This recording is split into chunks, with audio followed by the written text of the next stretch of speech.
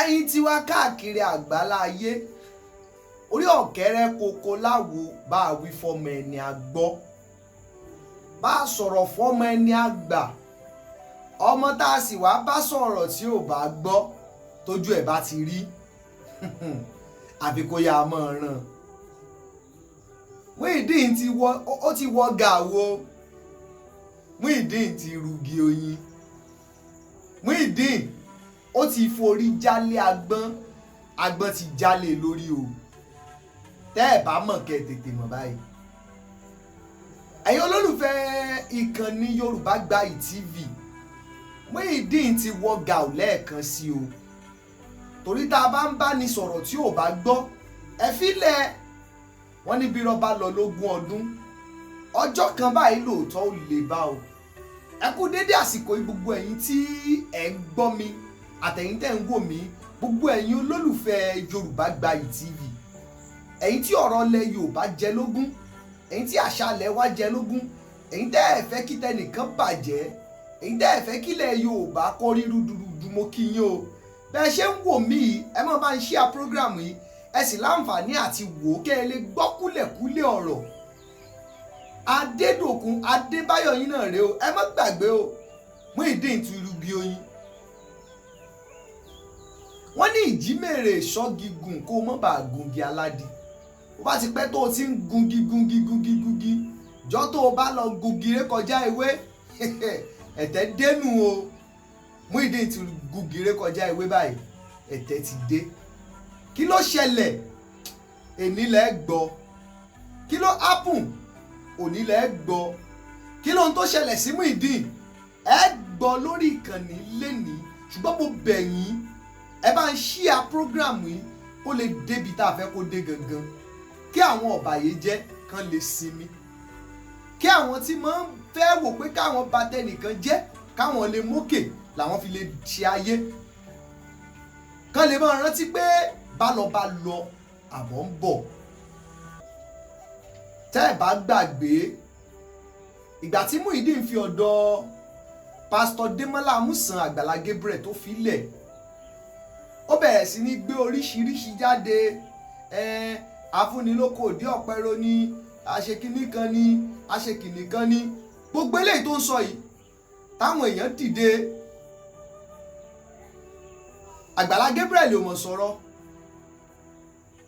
ó sọ débi pé ẹ̀mí àgbèrè ló bà lé pásítọ̀. Èmi ò wá mọ̀ bí àwọn èèyàn ó ṣe rí òótọ́ ńlẹ̀ tí wọ́n torí pé bóyá káyé lè gbọ́ wọn ni o, àbí kán ṣáà lè mú ẹnìkan wálẹ̀ o, tí wọ́n sì gọ̀ sẹ́yìn irọ́. Ntójú onírọ́ máa ń rí òun ló ti délẹ̀ báyìí o. Gbogbo bó ṣe ń sọ gbogbo ẹ̀ tó ń ṣe gbogbo ẹ̀ tó, Agbala Gabriel ló máa fún lésì. Ìgbà tó yá ó lé ẹ̀mí àgbèrè ló wọnú Agbala Gabriel.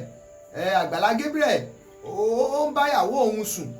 Wọ́n ṣe interview, wọ́n bí léèrè pé ṣé wọ́n ká wọn papọ̀, ó lóun ò ká wọn papọ̀, pé ó jọ gàtẹ́ kò jọ gàtẹ́, ó ń fẹsẹ̀ méjèèjì ti o. Pé tó ìyàwó òun bá ti mẹ́jọ lọ sọ́dọ̀ pásítọ̀ Gabriel, ẹ̀yìn ìyàwó òun náà máa ń wà. Ìyẹn ló wá fún ní ìdánilójú láti sọ pé òun àtàgbàlá Gabriel wọ́n ṣe kí ni, wọ́n ń bára wọn sùn. Lẹ́nu ọjọ́ mẹ́ta ló tiẹ̀ wá jáde tán tó ní evidence wà lọ́wọ́ òun o, evidence wà lọ́wọ́ òun o, tí gbogbo á ti wò pé kó má jẹ́ pé Agbala Gabriel tá à ń tẹ̀lé pẹ̀lú evidence yìí láwọn tán gbé pọ̀n náà, àwọn tá a mọ̀ tá a gbọ́dọ̀ dá kọ, táwọn náà ní evidence wà nílẹ̀ o. Àfìgbà tí ìyàwó Muyideen jáde tó bẹ̀rẹ̀ sí ní fi gbogbo nǹkan búra tó gbé báìbù dání, nígbà tí Muyideen parí interview kan pẹ̀lú àwọn èèyàn, ìyàwó Muyideen jáde ó búra, ó gbé rẹ̀ ṣépè, ó gbé gbogbo àwọn èèyàn ṣépè. Ibẹ̀ làwọn kan ti kọ́kọ́ ń yẹrí, amúwá lórí ìkànnì náà wọ́n yẹrí, wọ́n àwọn kọ́ kò lè ṣépè fáwọn torí àwọn ò mọ̀ ń pa ẹ̀, àwọn ò rẹ́rìí àrídánilójú. Gbàtẹ́ ẹ̀rẹ́rìí àrídánilójú kí ló dé tẹ́ ẹ gbàgbọ́ tẹ́yìn náà wá ń gbé káàkiri. Ibẹ̀ ńkọ́ mò ń lọ léni o. Àní Muyideen ti rugi oyin ẹ̀yin tèmi, àní Muyideen ti rugi oyin sẹ́ẹ̀. Gbogbo ṣìkàṣìkà tí kà bá ń pè ọ lónìí ó ń padà bọ̀ wá sọ ọ́ dẹni yẹpẹrẹ lọ́la. Gbogbo ẹni jálé onílé tó ń bo tiẹ̀ lẹ́yìn tó bá ń pé ọ lónìí ó ń padà wá sọ ọ́ dẹni yẹpẹrẹ lọ́la. Àṣírí láti tú aṣáárí pé gúlégúlé àwọn arábì ó lọlẹ̀ kí ló lè fà bó ti sú wọn ni àṣẹ nǹkan ti bà wọ́n ni. Ẹ gbọ́ lẹ́nìíṣẹ́ àwa sì rèé ẹ mọ̀ pé àìmọ̀mú ló mú a ṣeṣẹ́ ìwádìí wa dáadáa àìsáré gbé gbogbo táyé bá ń gbé àìgbé jáde láì ṣe pa ṣiṣẹ́ ìwádìí wa dáadáa a ṣe dáadáa ká lè mọ ibi tá a ti mọ́rọ̀ ká mọ̀ bá wa di òpùrọ́. Nígbà tí ìyàwó Muyideen bọ́ síta tó fi bẹ́ẹ̀lì búra tó ṣe gbogbo ẹ̀ ẹnìkan jáde lára àwọn tó ń sponsor Muyideen pé òun ò mọ̀ ń pa ẹ́ òun ò rárí dájú o ìyẹn bẹ́ẹ̀ ọlọ́run bẹ́ẹ̀. Lẹ́yìn ìgbà náà ẹnìkan tún jáde kẹ́ni k'Agbala Gabriel competition ẹni kó ṣe kinní kan ẹ jẹ́ wá sọ nǹkan tó wà ń bẹ̀ fún yín gbogbo ẹ̀yin èèyàn wa. Àwọn tó tán sọ̀rọ̀ fún Muyideen yìí àwọn tó fún Muyideen nímọ̀ràn pé kó jáde ń bẹ̀ wọ́n ti rí pé ayé ti tara Agbala Gabriel wọ́n ti mọ Muyideen wọ́n fẹ́ fi Muyideen jẹ́ èèyàn. Wọ́n ti rí nírí pé tí Muyideen bá jáde ń bẹ̀ yẹn pẹ̀lú fọ́nrán tó kọ́kọ́ fi síta bóun lọ Bódìjà wọ́n rò pé Agbala Gabriel náà máa jáde ó máa sọ̀rọ̀ wọ́n á tún ní kí Muyideen tún fún lésì k'Agbala Gabriel tún sọ̀rọ̀ kí Muyideen tún fún lésì kán lè mọ tara Muyideen kán lè mọ fi cash out. Gbàtọ́ wá rí pé gbogbo táwọn ń ṣe yìí kò túrún kankan lára arákùnrin Agbala Gabriel yìí wọ́n ti fi wá wò pé káwọn gbabi ti ìbálòpọ̀ mu. Agbala Gabriel ni ò sọ̀rọ̀ Ibukun sọ̀rọ̀ sókè o Ibukun sọ̀rọ̀ sókè pé tó bá jẹ́ pé ó búra gbogbo ayé gbogbo wa náà lárí gbogbo wa la gbọ́ ká mọ́ sọ̀rọ̀ jù ṣùgbọ́n tó wá ṣẹlẹ̀ báyìí lénìí ni pé Muyideen ti rugi oyin. Ṣé ẹ mọ̀ pé ìyàwó Muyideen Ibukun ó ti kọ lẹ́tà lọ fún Muyideen báyìí ó ti pè lẹ́jọ́ ẹni báwo bóyá ẹ ti ń gbọ́ tẹ́lẹ̀ àwa ń fìdí ẹ̀ múlẹ̀ fún yín báyìí bóyá ẹ̀dẹ̀ tí ìmọ̀ gbọ́ fúngbà àkọ́kọ́ ní tó ṣẹlẹ̀ là ń fìdí ẹ̀ múlẹ̀ fún yín. Ọpẹ́ púpọ̀ lọ́wọ́ ìyálájé adúpẹ́ púpọ̀ lọ́wọ́ ìyá yìí adúpẹ́ ìyá yìí ìdàgbàsókè Yorùbá ni wọ́n ń wá àti àáfàá ọ̀nà òdodo kì í ṣe ẹ̀sìn ọ̀pọ̀lọpọ̀ ẹ̀sìn ló ń ṣe ó rò pé òun ń ṣẹ̀sìn ẹ̀sìn lọ́pọ̀lọpọ̀ ẹ̀dá ń ṣe tán rò pé àwọn ń ṣẹ̀sìn. Bó o bá ti ń ṣẹ̀sìn tí o bá ti wò pé ẹ̀sìn ti ẹnìkan ló gbọ́dọ̀ mọ bá ṣe àbẹ́sìn ti ẹnìkan lọ́lọ́run fọwọ́ sí ẹ̀sìn ló ń ṣe o ẹ̀sìn torí tọ́lọ́run bá fẹ́ dá wa lẹ́lẹ́sìn kan ni ó lè ṣe. Ètò fi wá mọ́ríṣiríṣi ẹ̀sìn wá ó mọ̀ pé a lè pòun lọ́nà ọ̀tọ̀ọ̀tọ̀ ó dẹ̀ rán oríṣiríṣi òjíṣẹ́ sí wa èyí tí wọ́n bá gbàgbọ́ ó ní ó dì mú ó lè gbọ́ Ọlọ́run jà torí wọ́n kò tí ì mẹ̀sìn tọ́lọ́run ó gbà lọ́wọ́ ẹ̀. Gbogbo ẹ̀dá tó bá ti ń dúró pé ẹ̀sìn tóun ṣe gangan òun nìkan lọ́nà ṣe mọ́tàn yìí ebi léńdé lẹ́ni yẹn ẹ̀ tún wá sọ fúnrú ẹni bẹ́ẹ̀ pé ẹ̀sìn ló ń ṣe kì í ṣẹ̀sìn. Wọ́n ti sáàfù Muyideen níwèé báyìí o wọ́n ti sáàfù ẹ̀ níwèé yẹn ní ọjọ́ sátidé tó lọ yìí. Lọ́yà àbùkù fi síbẹ̀ pé láàárín ọjọ́ méje Muyideen gbọ́dọ̀ padà sórí social media pé gbogbo ohun tó sọ̀hún kó tètè lọ sọ pé òun ò sọ bẹ́ẹ̀ mọ́ bí bẹ́ẹ̀ kọ́ ilé ẹjọ́ ní òjò gbà wọ́n ń tẹ̀ ẹ́.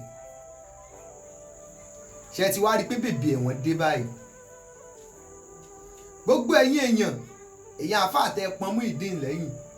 tẹ bá nífẹ̀ẹ́ lóòótọ́ tẹ mọ̀ pé nífẹ̀ẹ́ ẹ advice ẹ fún nímọ̀ràn pé kó má jáde lọ ṣe fídíò yẹn. Tó bá yẹ pé lóòótọ́ lẹ nífẹ̀ẹ́ ẹ̀yin ẹ fún nímọ̀ràn pé kó má jáde wá ṣe fídíò pé irọ́ lòun pamọ́ Ibukun àti Agbala Gabriel.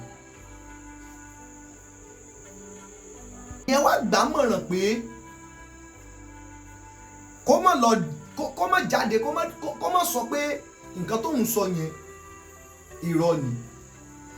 tí Muyideen ò bá ní faṣọ péńpé roko ọba evidence tẹ́ ẹ wá ní àrídájú tẹ́ ẹ ní tẹ́ ẹ fi ká wọn lórí ara wọn báyìí ẹ mú jáde àbí ṣé lè tẹ́ ẹ ní tẹ̀lé play recording yẹn tán ìyá tó gbé recording yẹn jáde tán interview Muyideen tán gbé jáde ṣé bá ti gbà ẹni gbogbo èèyàn ti ń challenge yín pé ẹ play recording yẹn play ẹ̀ tán ẹ replay tán ọba yẹn jẹ́ ni ẹ ṣe dáadáa ọba yẹn jẹ́ ni gbogbo wa kọ́ la ṣe gọ amòótọ́ gbogbo wa kọ́ la gọ tẹ́yìn bá rò pé ẹ lè mọ gọ sábẹ́ abẹ́rẹ́ láti gbé òdodo ara tí yín lékè láti bà tẹnìkan jẹ́ gbogbo wa kọ́ la gọ ṣe lè ṣù kẹ́ lè ní followers náà ẹ sì ní náà àwọn tó yẹ kó kọ́mẹ̀ntì dáadáa sábẹ́ comment section yín èébú náà tún bú yín àwọn tó yẹ kó yìn yìí tó yẹ ká sọ nǹkan dáadáa ní under comment section yín èébú náà tún bú yín ẹ sì jáwọ́ náà ó ga o bó ti wá dójú ẹ̀ báyìí ẹ jáde síta báyìí kẹ́ wá sọ fún Muyideen pé ó gbọ́dọ̀ jáde lọ ṣe nǹkan tán ní kó ṣe wọn káwọn àjọ wá pàdé ní kóòtù ẹ̀yin tèmi ẹ ṣé o ẹ kú gbogbo ìgbà wa yínníyínní kẹ́ni ó lè ṣe míì ẹ tún bá ń ṣí àìlè náà ẹ dákun ẹ bá ń ṣí àìlè ẹ bá ń ṣí àì dáadáa ẹ bá ń ṣí àì dáadáa kó lè dé Muyideen ti rúbi oyún wọ́n ti fún ní lẹ́tà o ọjọ́ méje náà fún o ọjọ́ méje ṣáńgílítì ni wọ́n fún o bí ò bá sì ti jáde bí ò bá jáde lọ ṣe tán nìkan ṣe ilé ẹjọ́ yá o ọ̀nà ìdá tí Muyideen ò fi ní ṣẹ̀wọ̀n o mo dẹ̀ ń sọ ká ní pé Agbala Gabriel àti arábìnrin Ibukun yìí wọ́n ṣe lóòótọ́ evidence dà Muyideen sílẹ̀ tó sọ fún wa tó lè play parí ẹ̀tọ́ tá a gbọ́ nǹkan tí Ibukun fi dá ọ lóhùn àbí ọ̀rọ̀ orí fóònù lásán Muyideen inú mi ṣe ọ́ tèmi sọ lọ́hùn ẹ̀yin tẹ́ ń gbè sẹ́yìn òṣìkà bí tẹ́ fẹ́ ti Muyideen délẹ̀ tí ń ti lọ yìí ẹ ti mọ̀ pé Agbala Gabriel ò sọ̀rọ̀ ó wá lọ ta sí Ibukun ó rò pé yẹn ò ní sọ̀rọ̀ ó ti wá sọ̀rọ̀ ní sojúbọ̀ ti ilé ẹjọ́ bọ̀ o torí kò ní fẹ́ kó o ba àwọn olóko jẹ́ kò ní fẹ́ kó o ba yí òun jẹ́ ìwọ ló níbi tó ń lọ ẹni tó níbi tó ń lọ tó dẹ̀ lọ́jọ́ ọ̀la kò ní fẹ́ kó o ba orúkọ òun jẹ́ o ìyẹn àfa ẹ sọ fún Muyideen pé kó má jáde kẹwàá rí ohun tí ó ṣẹlẹ̀ ẹ̀yin tèmi kò ní jù báyìí lọ lórí ìkànnì Yorùbá Gbayì TV àbọ̀rọ̀ tó fọmọlúàbí tó bá dénú àdòdì ìyẹn ọmọlúàbí tó bá lábọ̀ nínú tí ó ìyẹn ọmọlúàbí tó bá ní àbọ̀ ọ̀rọ̀ míì nú tí ó fi kún ẹ kú dédé àsìkò ilé ẹ̀kan sí i etí tẹ́ fi ń gbọ́ mi ò ní di ojú tẹ́ fi ń wò mí ò ní fọ́ gbogbo alájèrè ọmọ wa o Ọlọ́run ò ní fún wa lọ́mọ ìbànújẹ́ ṣùgbọ́n ẹ mọ́ gbàgbé o ẹ fèròǹgbà yín ẹ já mọ inú yín ẹ já mọ nǹkan tó wà lọ́kàn yín èròǹgbà tí yín yẹn ṣe pàtàkì fáwa ẹ dẹ̀ tún bá wa ṣíà ẹ̀ kó lè débi tó fẹ́ dé Adédòkun Adébáyọ̀ Bèyú pírẹsẹ̀ntà ó dàbọ̀. Yorùbá Gbayì TV ẹ máa ṣíà ẹ̀ kẹ́ẹ̀dẹ̀ máa subscribe síbẹ̀ toró gbayì púpọ̀.